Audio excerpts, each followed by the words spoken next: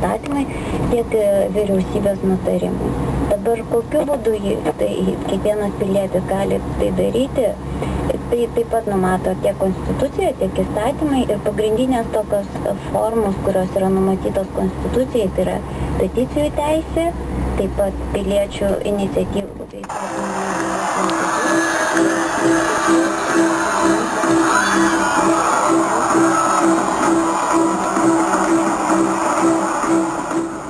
Iš praktikos žinome, kad referendumus surengti yra ganėtinai sudėtinga šiais laikais.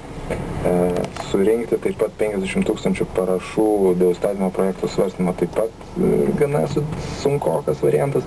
Tai tarsi lieka kaip ir peticijų teisė.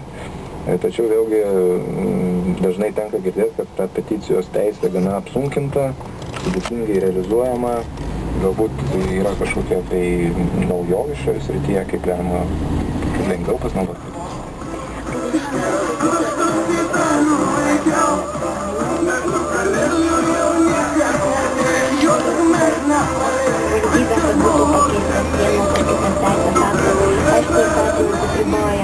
Dėl kokių teisės aktų gali būti kreipiamas, pirmiausia, tai yra dėl norminių, taip pat, kai yra, sakysim, žmogaus teisų laisvių apsauga, valstybės ir savivaldybės institucijų reformavimo ir kitų.